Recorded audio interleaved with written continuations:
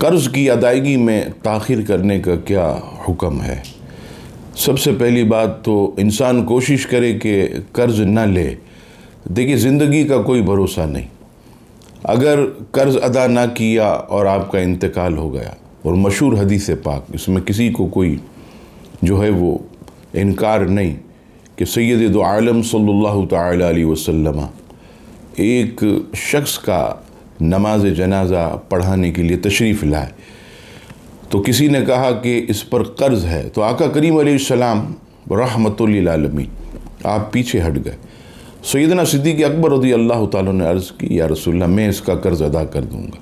پھر نبی پاک علیہ السلام نے نماز جنازہ پڑھائی، اور ایک مقام پر آپ علیہ السلام فرماتے کہ شہید جو اللہ کی راہ میں اپنی سب سے قیمتی چیز جان بھی اللہ کی راہ میں دے دیتا، فرمایا کہ اس شہید پر بھی صغیرہ گناہ معاف ہے لیکن قرض معاف نہیں۔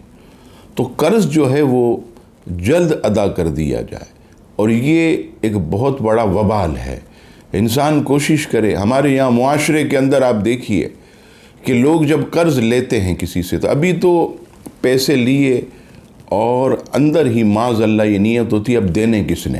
تو یاد رکھیے گا کہ اگر کوئی شخص دنیا کے اندر صاحب بہار شریعت میں یہ مسئلہ لکھتے ہیں کہ دنیا کے اندر کسی نے اگر کسی کے 3 پیسے دبا لیے ناحق، تو قیامت کے دن اسے 70 یا 75 آپ نے لکھا مقبول نمازیں اس کے بدلے دینی ہوں گی۔ آپ بتائیے کون شخص ہے جو اتنی بڑی جو ہے عبادت کو 3 پیسے کے بدلے ادا کرے، اور پھر مقبول نمازیں نہ جانے ہماری ایک بھی نماز قبول ہوئی یا نہیں ہوئی، رب تعالیٰ اسے جانتا۔